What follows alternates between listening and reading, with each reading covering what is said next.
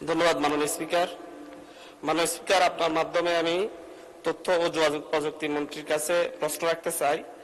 ডাক টেলিযোগাযোগ ও তথ্য প্রযুক্তি মন্ত্রী মহোদয়, অনুগ্রহ করিয়া বলিবেন কি, আমার নির্বাচনী এলাকা উপকূলীয় দ্বীপ হাতিয়া এই অঞ্চলের পিছাইয়া পড়া শিক্ষার্থীদের মাঝে আধুনিক ও প্রযুক্তিগত শিক্ষা বিস্তারের লক্ষ্যে মাধ্যমিক ও উচ্চ মাধ্যমিক বিদ্যালয়গুলিতে কম্পিউটার ল্যাব স্থাপন করিবার ব্যাপারে আপনার পরিকল্পনা কি?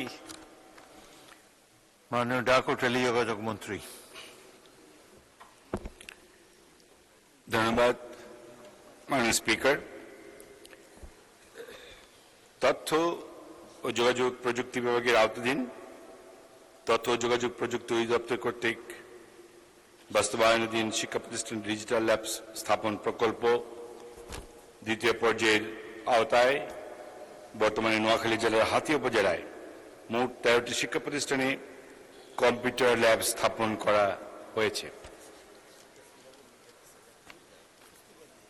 তালিকা নিম্নরূপ: 1 নম্বর, সুকচর ইউনিয়ন উচ্চ বিদ্যালয়। মাননীয় মন্ত্রী, জি, দীর্ঘ উত্তর পঠিত বলে গণ্য করা যেতে পারে। আচ্ছা, ধন্যবাদ মাননীয় স্পিকার। মাননীয় সদস্য আব্দুল হান্নান মাসুদ একটি সম্পূরক প্রশ্ন করুন।